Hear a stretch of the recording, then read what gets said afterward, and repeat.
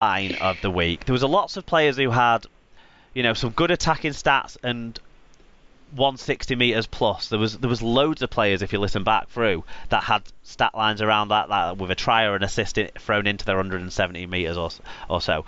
I've picked someone whose stats were a little bit different to anyone else's this week because he was the only player to do the double whammy of over 40 tackles and over 100 meters, and that was Liam Watts. 41 tackles, 10 of which were marker tackles, and 131 meters. He had to step up, like you say, with Millington going off early in that game. So I think he deserves credit for his stat line of the week, Liam Watts. Who was your player of the week? My player of the week was Alex Mellor for his 3 tries. Not to sound like... This is the problem, we agree too much, me and you. My player of the week was Alex Mellor. Go on, why? Why was yours? Why? It was mine too. Why? Well, it helps if you get a hat-trick. But yeah, as you say, that... the kind of the support line running, kind of, you don't always get rewarded for those things, do you? But obviously it paid off this week, and I guess he was the beneficiary of some very slick Giants play. So yeah, that's why he's my player of the week. Yeah, he was the beneficiary, but also he was the decisive force in it. He was the man who scored the hat trick. Exactly. And I think it was a hat trick that moves his team clear of the bottom 3 now, with 2 games coming up as well over Easter with teams below them. I think his contribution to win them this game could see them set themselves up to be safe by Magic Weekend or something. So it was not only for the 3 tries, it was for the significance of the impact of the input of his performance that I've made in my player of the week. So I totally agree with you on that one. What about the highlight of the week for you? Regan Grace. Yeah, well, it hurts me. Beautiful. No, it hurts me to say this, but probably mine has to be that Max Jowett try on the sound of half-time hooter at Wakefield. I mean... Yeah, no, it's fair shout. Any sort of from the kick-off try or length of field situation like that deserves a mention. And it breaks the golden edge run of try of the week. So there you go. Well done to Max Jowett and David Fafita. Super Brew, predictions, all of that stuff. 1 out of 4 I was last week. That takes me down to 63% overall. Alan, you and Sarah lead the way from us SLP hosts, 67% each. Tim's wallowing on 58%.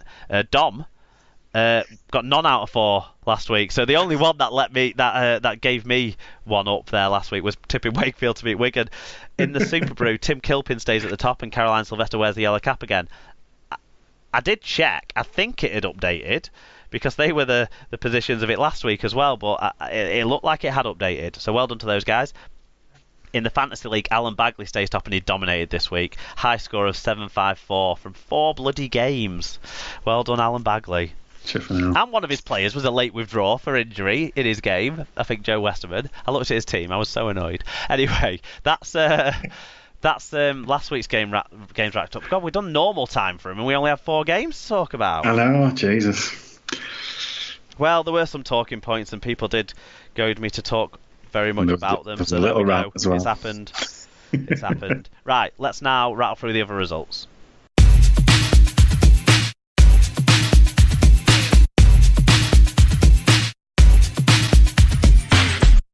Other results time now then, and it was round 5 of the Challenge Cup, and there was some upsets. I think we're going to maybe start with one of those, Al. Do you want to take us through the scores, and then I'll run through what fan reviews we had on these games too?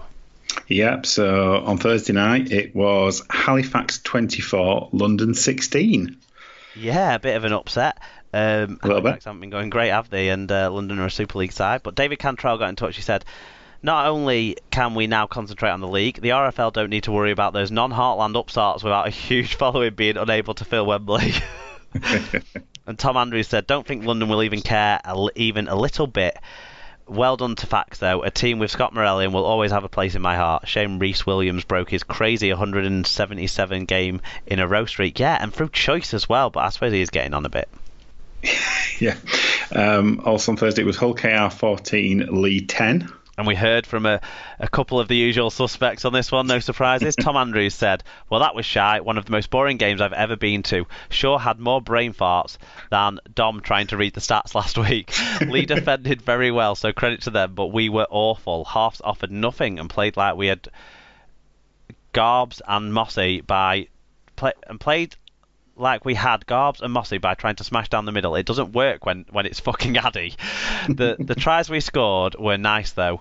Best player was Joe Cater, another player who has turned into Taumalolo since we released him. Oh well, I won't give up the Wembley dream quite yet. Final thought, Joel was right. Tom Grant is shite. Rhymes and everything.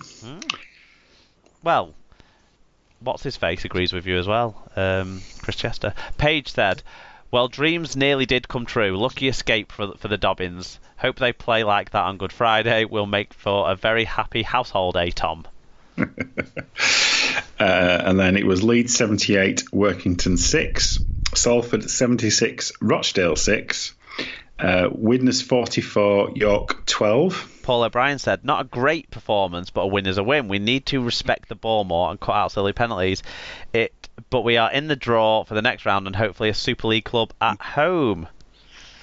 We'll get to that. Half of that. Yeah, we'll get to the draw in a minute. So on the Our League app, oh no, so it was BBC, wasn't it? Yeah, BBC. Thatto Heath 10, Dewsbury 36. I watched about 2/3 of this game. I turned off just as it kind of, the scoreline was just starting to get out of hand, and I missed the serious injury to the two players. I haven't heard what's come of that, but it sounds like there was a really, really long stoppage for some serious medical attention for the player from each side. So I believe it was the fullback for Thatto Heath, and it was who was the player for Dewsbury? I don't know. I was out. I'm sorry. It was Leeming for Dewsbury, the centre. Okay. It was Doncaster 16, Batley 12, and in the greatest return since Lazarus turned up, it was Bradford 27, Featherstone 26. Yeah, I mean, they're probably even more so than Halifax beating London. These are the two talking point games, aren't they? Because Doncaster are the only League One side left fighting in this one. So well done to them for that, and Menzieri being involved and all of that. But the Bradford Featherstone game, you were at it. Tell us about it, because it sounds like it was quite the ending. It was quite the ending. Well, quite frankly, we were dog shit for 70 minutes. Absolutely diabolical. Fev deserved to be 18 points up. No doubt about it. They had Jack Bussey playing kind of a combined kind of prop come standoff role, and he was dominating the game. He was by far the best player on the pitch, really.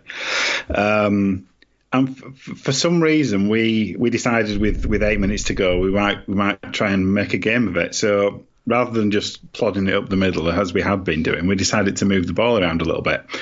And it was just miraculous, really. I didn't expect it. Obviously, you're umming and ahhing whether to make your way out. So what was the scoreline on 72 minutes? At 72 minutes, it was 26-8. 26-8. 26-8. So we were 18 points down. So you look 100 times out of 100, you don't expect to win that. And to be fair, we rode our luck a little bit. The two kind of tries out wide, and Lily kind of took the ball, kind of claimed it out the air, and kind of got it down. And the try right at the end, and Minchella converted from the touchline, which just sent everybody doolally, which was with about 30 seconds to go. And then in Golden Point, Fev had a couple of chances. They missed a couple of shots. One in particular where Lily had dropped it at dummy half 30 metres out, and you thought, oh, we're gone here.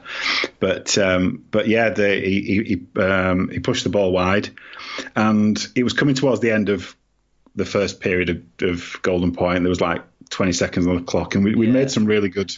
I think Fev were tiring, as you'd kind of expect. We were starting to get on top of them, and we had a couple of great runs. Crossley particularly kind of took us down, and it was obviously the hooter went, if you've seen it on social media, and Lily just absolutely nailed it. So this was a 40-metre drop goal that wasn't sort of a daisy cutter that just No, it over. was a beauty, and yeah, obviously we've realised why Lille got it doesn't feature with Leeds now, because he's got balls and he can kick a drop goal, so he has no place in the Leeds side. But yeah, no, it was I have to say I absolutely lost my shit when we came back in this one.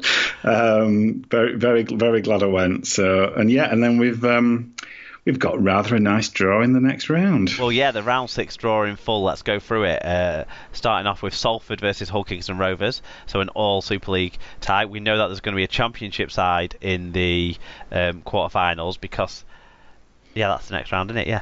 Dewsbury versus Halifax is the next tie out.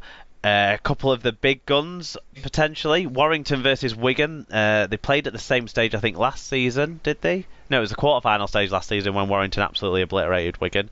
So Wigan have got a chance for revenge there in that one. Undoubtedly, that'll be one of the BBC ties. And then the other undoubted BBC tie for me is going to be at Odsal, where the Bradford Bulls host the Leeds Rhinos. Absolutely prime draw, that one. Yeah. Hull FC host. Absolute beauty. Hull FC hosts Castleford. Doncaster are awarded with an away trip to the Catalans Dragons. Huddersfield against Saints is another all Super League tie, and then Widnes do get a Super League side, but it's away from home and it's at Wakefield, so probably not a big payday of any sort for Widnes there, unfortunately. But Paul can go back to one of the grounds he's more familiar with from recent years, and yeah, those ties are to be played around about the 11th of May. Yeah, what do you make of it then? I mean, there's only one place to start, isn't there? Yeah, what I'm really worried about is I don't know how we're going to play 2 games on the same day when we reach the final of the Challenge Cup and the 1895 final. I'm a bit worried about that. You've got reserves, haven't you? No, I mean it's gonna be I mean obviously Uncle Two Skulls mentioned it in the press conference after the game that it'd be a dream draw, and it certainly is. So it's going to be, isn't it? Like a resurgent Bradford, kind of back to some semblance of stability and relevance, some semblance of, not quite all the way back, obviously some way off being all the way back, but against a Leeds side that are struggling, that are low in confidence. It's going to be hostile. There's going to be a big crowd. They might even have to try and fix up that terrace that no one stood on for 10 years. It's very exciting.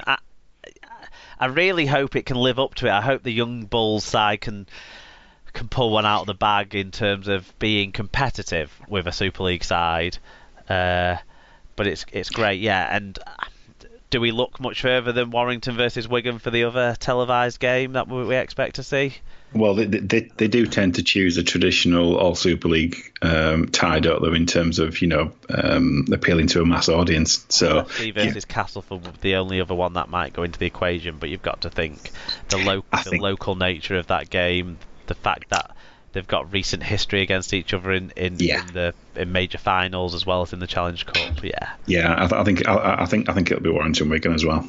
I hope that game is on the Saturday because I meant to have a meeting on the Sunday that would have to be cancelled if this game went ahead.